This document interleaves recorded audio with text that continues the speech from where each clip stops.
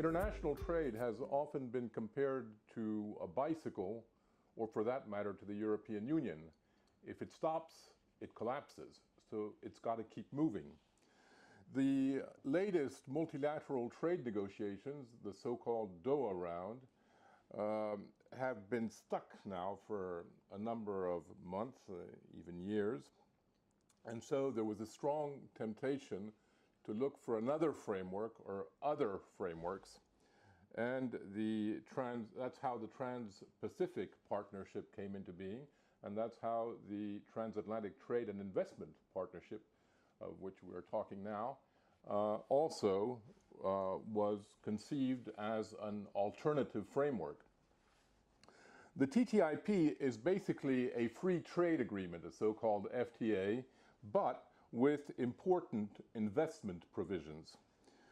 But contrary to previous FTAs, its central concern, is not to do away with customs duties, though that is a concern, but not the central concern.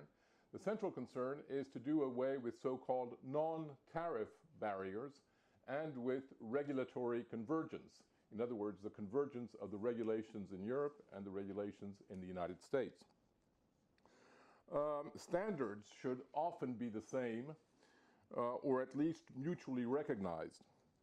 Non-tariff barriers exact a heavy toll on transatlantic trade.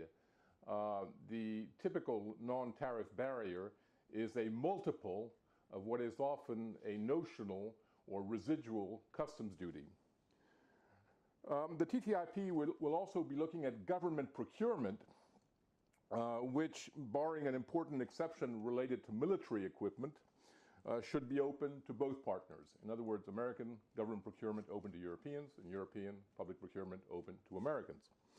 It will be attempting to reinforce intellectual property rights and will seek to increase the security offered to investors who are investing abroad, American investors in Europe or European investors in America.